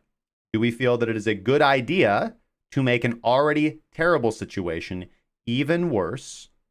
And it becomes complicated because I can understand the argument that, well, it is good for the international banking community to do this because they see the inherent evil and the destruction and the malevolence that is being perpetrated against the people of Venezuela by their dictatorial state. And therefore, it is easier to just make the situation it solves the problem faster to completely cut them off and isolate them so that the country will eventually go into civil war, overthrow their dictator, and then come back to the international community of capitalism with open arms, and then we will help them out. Again, I understand it. It's not a good solution. It's not the best solution. It's not a very compassionate solution, but it might be the most effective solution. Very similar to the, kind of the advice that I give to people who have family members or loved ones that are struggling with drug addiction. And as somebody, that's a topic that touches my heart and my family very closely. And the best advice that I can always give them is I'm like, cut them off, because they will do nothing but drag you down. And any assistance you try to give them will not actually help them unless you are willing to be their Billy Blaine. You got to be there in their face. You got to make them work out in the morning. You got to give them something to do, and you got to keep them away from substances, and you got to keep them away from idle time. You got to keep them busy. Productivity is what cures drug addiction, in my opinion. Productivity. The problem here is, from a libertarian perspective, from a perspective that values the rights of individuals to do what the hell they want to do. Is it right? Shouldn't the banking system, shouldn't international finance should be objective, should be blind? We don't care what your government structure is. We'll provide liquidity as long as you repay your loans and do what you need to do. And we're not going to attempt to leverage our economic structures to pummel you into political acceptance of our motives and motivations, right? And we're obviously very well aware of attempts that governments have done to overthrow governments that go against their economic interests and to implant leaders and dictators, especially in South American countries, leaders who are more welcoming to an American agenda. This is all pretty well documented. So this is a complicated topic, man. And I think it's important to kind of look at all the elements of this. Do I think that the economic structure that Venezuela has imparted is good for their citizens? No. Can I understand the international argument? Yes, but it's also hard to accept that argument when I know that's not the real argument, right? It's not that, we're just trying to help Venezuela out by not providing them access to liquidity, to money, not allowing them to clear payments, because we're just trying to heat things up in the country so much that they enter civil war and overthrow the dictator, and then we can implant the leader that we want, and capitalism will reign in the country and things will improve. It probably would, but at the same time, that is also largely guided by selfish interests of the United States and global finance. So it's very hard to just accept that pill, because you cannot disconnect these personal interests. But as it affects cryptocurrency and Bitcoin, this is a use case for Bitcoin. This is absolutely a use case for Bitcoin. Can we see a nation's economy be built mostly or largely on cryptocurrency? And this seems to be the direction that they're going in. Short-term negative for Bitcoin, long-term extremely positive potentially. Let me know what you guys think. We've never seen an economy founded entirely on Bitcoin, a nation's economy. And this seems to be the direction that Venezuela is interested in going into, because that's really their only option. They don't seem like they're going to cave. Seems like they're going to run full bore and be like, all right, cool, man. You don't want us to settle transactions? They're saying China and Russia will take our Bitcoin. Screw you guys.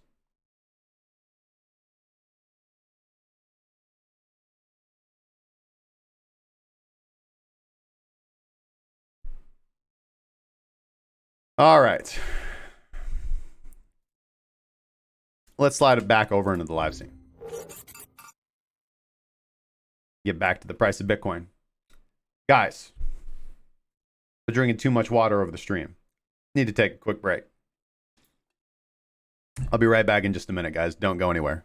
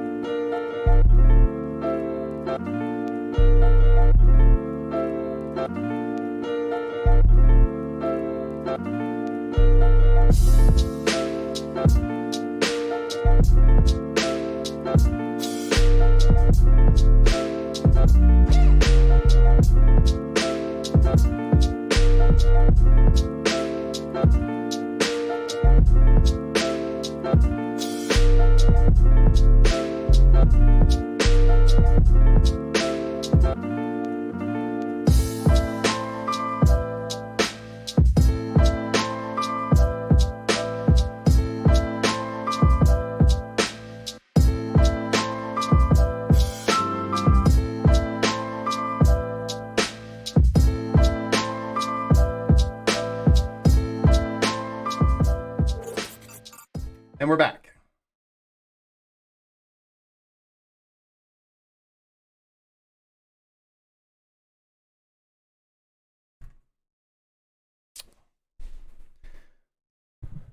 All right.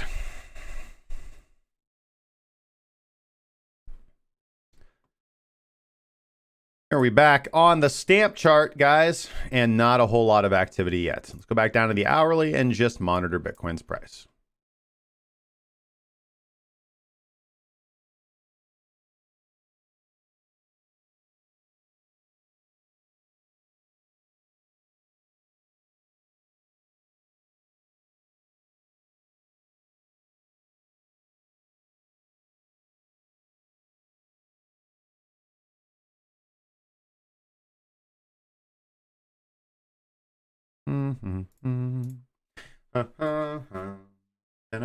Dun, dun.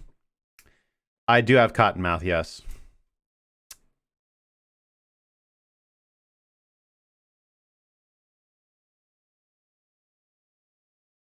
All right, a lot of comments here, guys.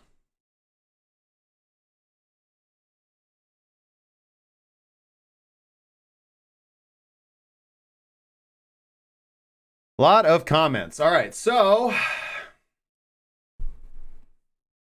Agency says Libra is a token. I agree. Ricky Thompson says Libra challenges the sovereign fiat currency of any country. Yep. What if Elon Musk is an alien, a real one, and he's making those starships so that he can go home? It's hard says. You know, it's highly possible, man. It's highly possible.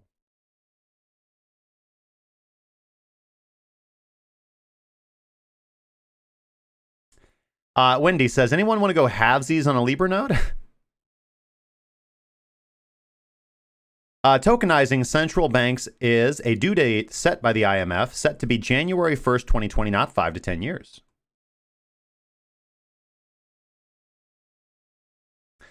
Central banks tokenizing is a positive. It's just the next step in the evolution of money, which is illusory to begin with. Agreed, Agency. Libra to be used as collateral for the repo markets. Oh, Gabriel. Now that's clever. A usury dream. That is very, very clever.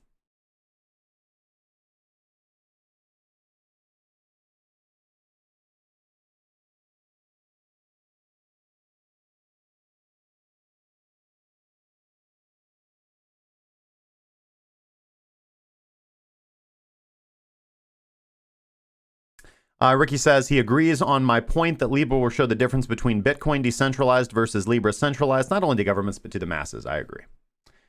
They need to rebrand themselves into X-Bitcoin.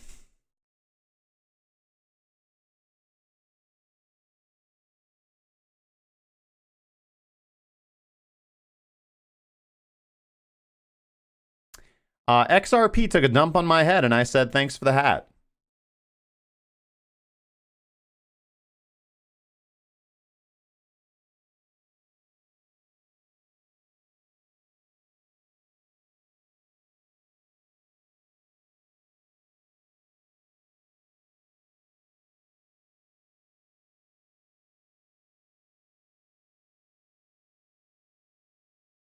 How is Maduro's voice? Anyone heard his voice before?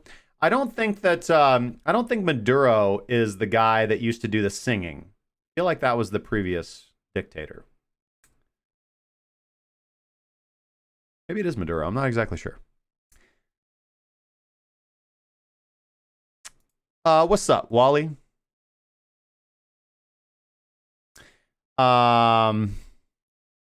Did see something here. Thank you guys so much. We got Stefan, Angelino, Justice One, I am Omega, and then For Life, BFBC too. Thanks so much for the sub on YouTube. And of course, B Megamatikusa. Thanks for the sub on YouTube, man. All right. Traditional markets going down, Bitcoin going down, gold going down. It's all going down. We're going to die.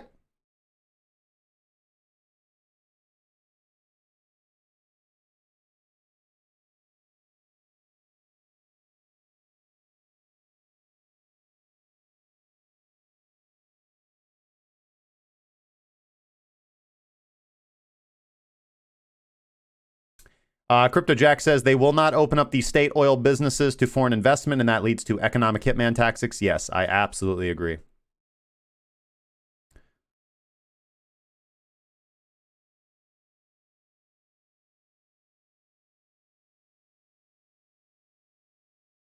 A lot of comments. Exit scams.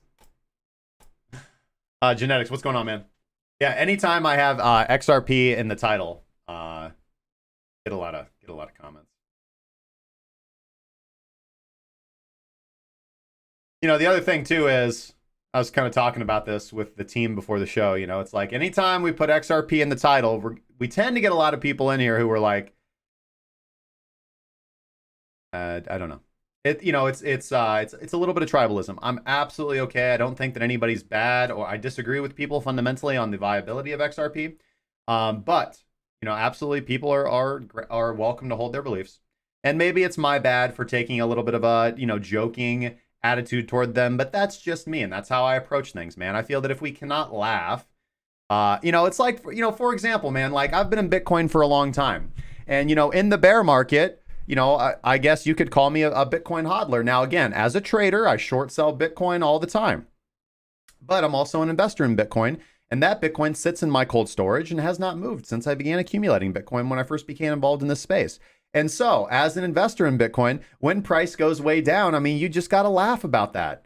You know, I have a long-term faith in Bitcoin. I think that price will eventually go up. I am passionate about it as an investor, and you just got to be willing to laugh and take the bear market jokes and enjoy yourselves. And so you don't just, you know, hang yourself from the crippling depression of watching your investment go down 90%. Yeah, I mean, you got to do that. And, you know, I just kind of wish that a lot of this just comes with the immaturity of the market. You don't really see this kind of stuff in stocks and stuff, but at the same time, you know, you don't, it's totally cool. It's cool. I wish I saw a little bit more joviality from the altcoin investing sector, right? When somebody like me is like, yeah, man, like your shit's down 90%. That must suck for you. And, you know, I would like the response to be, yeah, it totally sucks, man. Like one day we'll pump back up and I won't hold a gun to my head anymore. You know, rather than, fuck you, man. I can't believe you would ever say anything negative about my coin, dude. You don't know anything. Not saying anybody in the chat is currently doing that. I'm just saying that seems to be an overall, like, idea that I get. And I get it, man, but you don't want to go down that route of, like, negativity and you know, having to prove your point. You have your own investor's prospectus. You have your own investment thesis. So just hold to that and be a confident human being in person.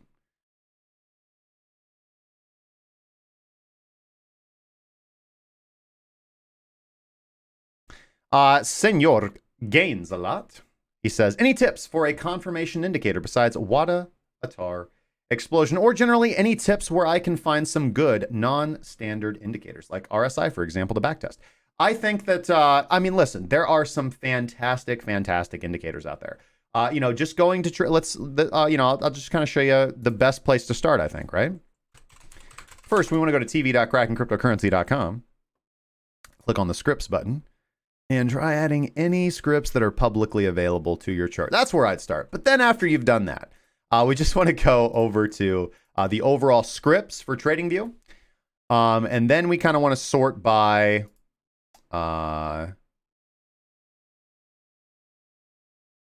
sort by popular is probably a good place to go. Obviously, we've got Squeeze Momentum Indicator here by Lazy Bear. Squeeze Momentum Indicator by Lazy Bear, Trend Directional Helper, Volume Flow, Efficient Trend Setting, Market Cipher. I'd probably stay away from that one. But let's see here. Yeah, you would just start going down this channel and grabbing these indicators and seeing if you can't make something out of it that's really, really good. And I'll give you a tip. Give you a really good tip. You know what really... and I have messaged TradingView about this because I used to have like 3 of my indicators. You see like 61 thumbs up. Like I used to have my indicators on like page like 1, 2, and 3. And they're not there anymore. So I think TradingView hates me.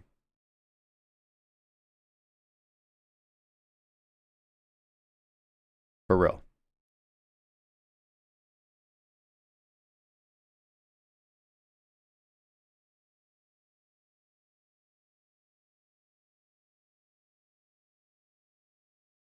It's just like they are. It's like I'm being shadow banned on TradingView for some reason.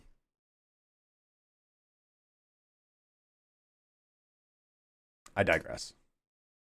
But anyways, you can, I'd go here and I'd start looking for indicators that fit into that confirmation model.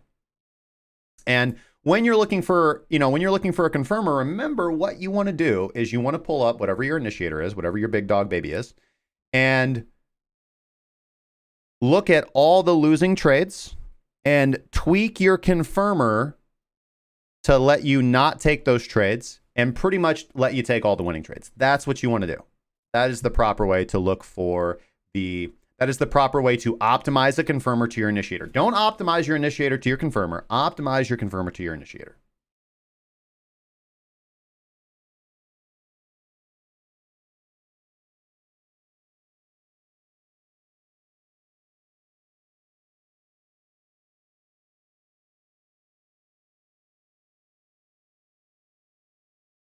Well, thank you guys so much. CryptBug says, I should be a motivational speaker.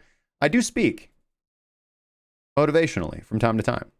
And we will be in San Francisco at the end of October for the San Francisco Blockchain Week. So if you guys would like to come out and hear the motivational voice yourself, if you guys would like to meet, talk, hang out, we don't exactly know what we're going to do there, but we would definitely like to get something going. So if you would like to attend either the San Francisco Blockchain Week with us, or you guys just want to come out and do like a meetup, I think that'd be absolutely fantastic.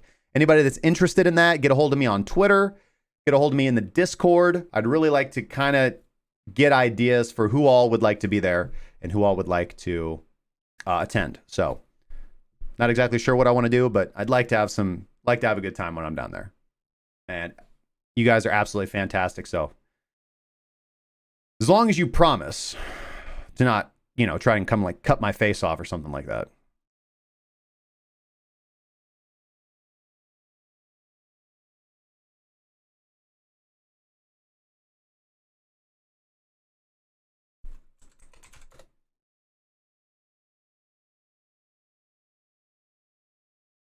Dang. Crypto Jack says, they refer back to the Southern Poverty Law Center for references, and I have been blacklisted. Rough, man. Tenacious V, that sounds awesome, man. Okay, listen. What are you doing, Streamlabs? Why are you doing this to me? I have to figure this out.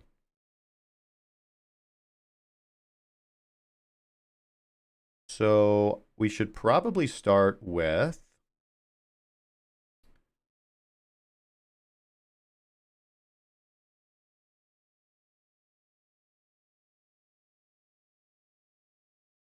clips.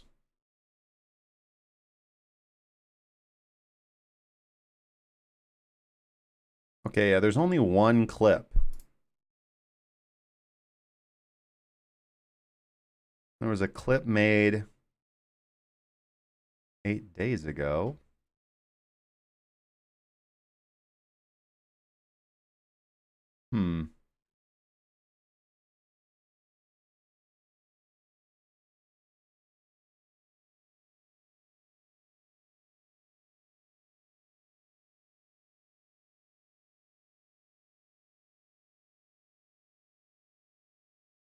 I think I'm just going to have to hide Streamlabs on the channel, man. Lefty says, sorry, Justin, can't make it to Cali. Had to sell the private jet when XRP fell off. Streamlabs is artificial intelligence gone wrong. That's what's going to happen in the future. Robots are going to kill us. Well, I definitely look forward to a Dune-style future universe. Dune, by the way, best sci-fi. I don't want to say novelization, but definitely best sci-fi universe ever created. Let's set something up with Zuckerberg while we're down there. Get him to pitch us Libra or something. Yeah, I think that'd be good. Then we come back. So right after the San Francisco blockchain week, we'll come back and we'll be like, guys, welcome to Breaking Bitcoin, brought to you by Libra. Highly unlikely.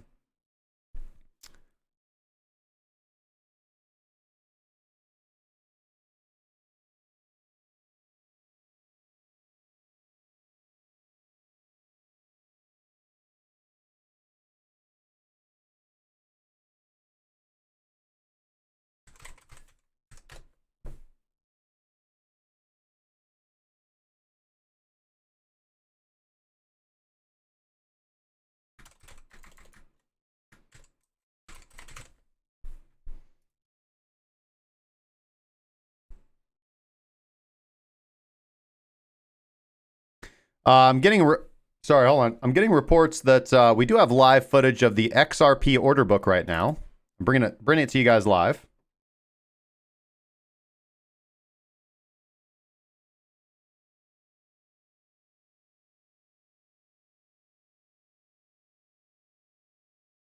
It's terrifying.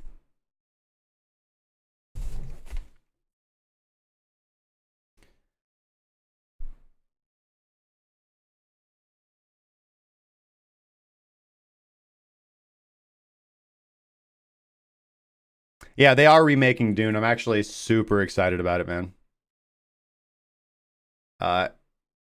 Justin will be cracking cryptocurrency, brought to you by SERP.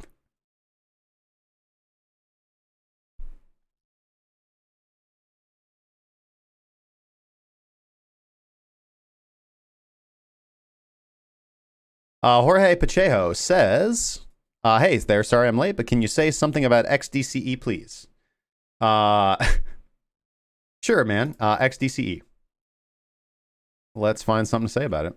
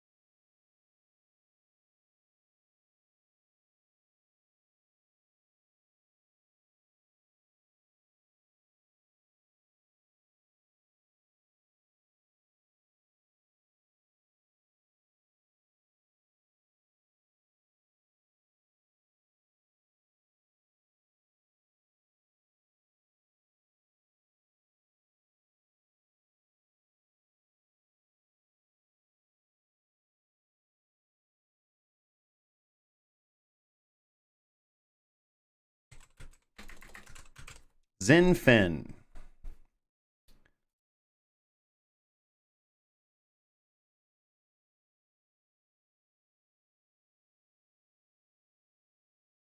Okay.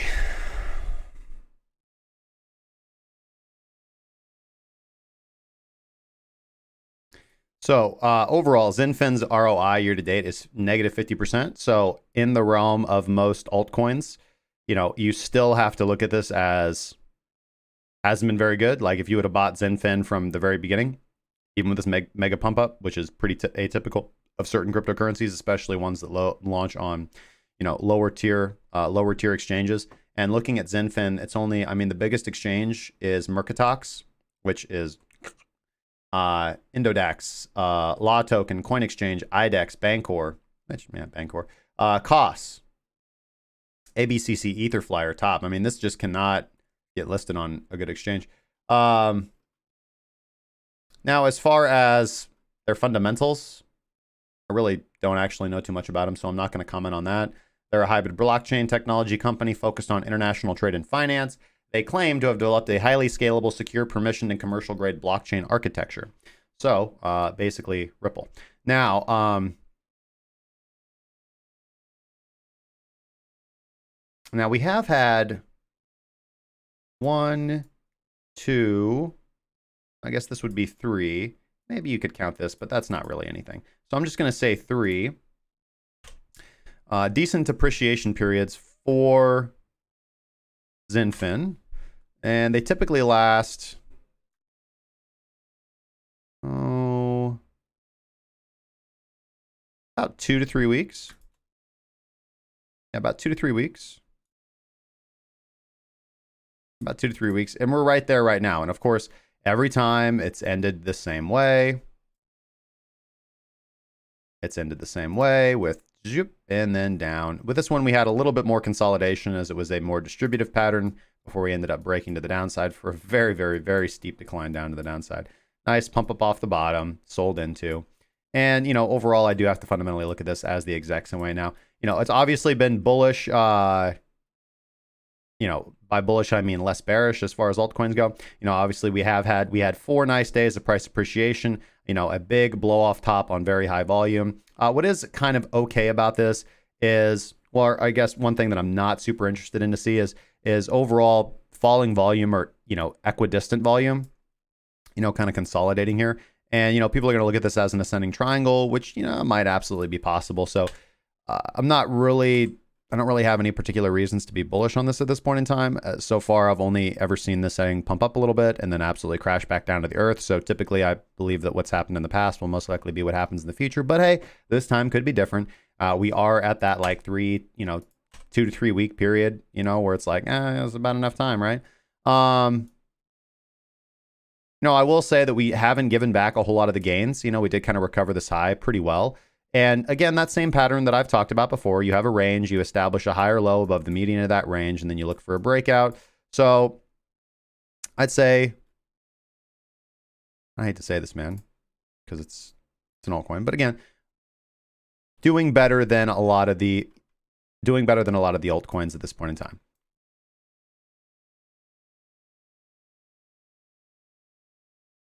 So if we were going to be looking for a setup, you're looking for a breakout trade above 1900 sats. Oh, excuse me, 19 sats. You know, that changes things a little bit here. We're below, I thought that was 1900. At 19 sats, I mean, come on, man, you can't trade that. Good luck. On top of the fact that it's on it's got a 24-hour volume of $75,000 on Mrhut.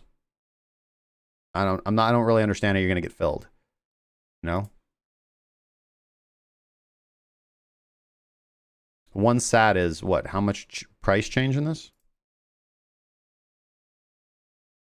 7%? Good luck, man.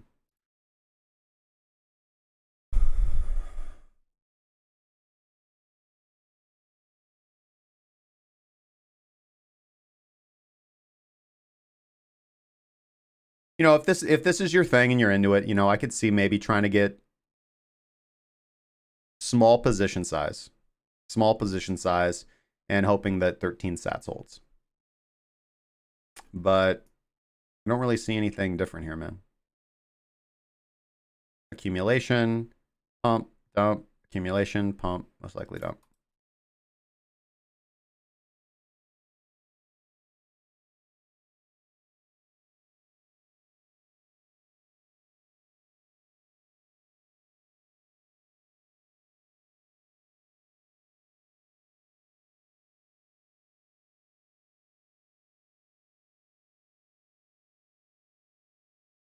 Eisenberg, what's going on, my good friend? Can you tell us how you know when it is a good idea to move your funds from ByBit to MEX to short futures for hedging, avoiding funding, and when it is fine to just sit on a 1x spot short?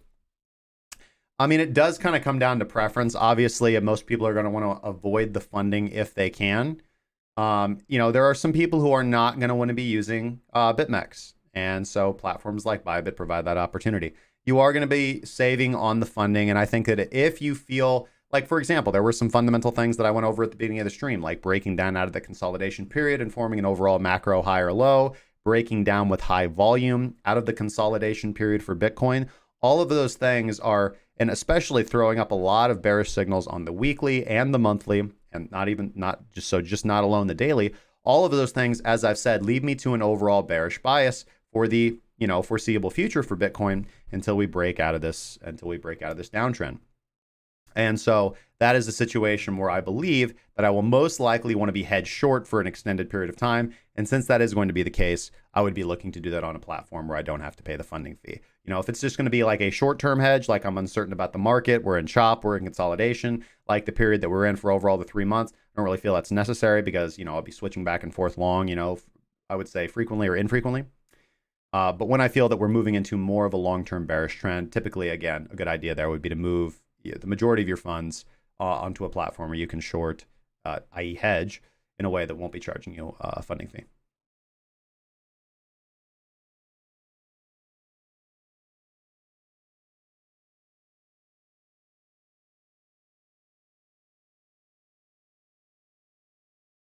No problem, Jorge. Gentlemen, we all went dead on that deep dive. Shitcoin breakdown for real, man. What are my thoughts on Hashgraph? You know, I've been asked about Hashgraph before, and I'm not going to lie, I just haven't done a lot of research on it, man. You know,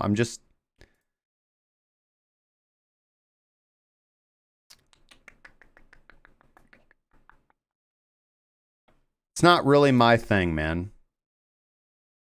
You know, and that might change there. You know, I kind of go back and forth on this where I feel really passionately that there's a lot of these altcoins that can just pump and we can do small position sizes and make a whole bunch of money. And again, I think that that's a valid part, you know, of your approach to your portfolio. I think if you want to have 2 to 3% of your portfolio that you're just going to throw into some shit coins that you like, and you know, whatever happens, that's money that you're totally willing to lose. But hey, man, it might, you know, do it 100x. So that kind of makes the risk to reward worth it. Times I kind of wobble around on that. And then there's other times where I feel like, yeah, fuck these things. I have absolutely no interest in them. And all I've seen them do is lose people money. So, you know.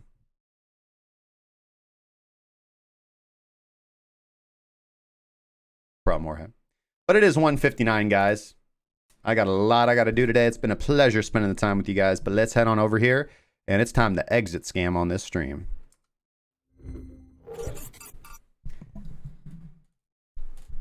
But we'll exit scam with style, guys. Thank you guys so much for joining me for another exciting episode of Breaking Bitcoin. Of course, I've been your host, Justin Wise. It's been a pleasure to spend the last couple of hours with you, ladies and gentlemen, discussing the market, explaining my thoughts, and honestly having a great conversation about the future of our market together. There is a lot to do for this end thing. Let's start off here. If you guys would like to trade along with us, if you guys would like to join the group, have access to our tools and follow our rules, as well as receive mentoring and have access to all that we offer, which is an overwhelming quite a lot of stuff to manage and provide for everybody, make sure to check out the first link in the description down below. Head on over to premium.cracking, it's up here today, premium.crackingcryptocurrency.com. to get started with us today. If you guys have any questions, comments, thoughts, opinions, sarcastic remarks, or death threats, make sure to leave them in the comment section down below, and I will try to respond to you within the next 48 hours. Also, that will enter you for a chance to win 8,000 Spectre Security Coin from our crypto comment giveaway sponsor, Spectre Security Coin. Make sure to go check them out at spectresecurity.io. And I promise one of these days when I say that, there will be bouncing things that pop up. And I'm like, yeah, all these things right here. If you guys want to support the show, make sure to subscribe, hit the notification bell because, you know, YouTube hates us out. You can go check out the podcast at breakingbitcoin.money. If the show just isn't enough for you and you need more of a dose, you can even use it with your Google Assistant. Obviously, hitting that thumbs up button is highly appreciated as well for the YouTube algo gods, and hitting that thumbs up button is scientifically proven to increase your intraday trading gains by 7.5%. All right? Proven scientific fact, guys. Anyways, I will be back here tomorrow with you guys from noon to 2 Central Daylight Time. Make sure to hop in the Discord until then, discord.krakencryptocurrency.com, to keep the conversation going because we are focused on the community and not just the show, guys. So thank you guys so much for spending your time with me. I'll see you tomorrow. I've been Justin. Trade safely, and tomorrow we'll crack some more cryptocurrency, guys. Have a good one.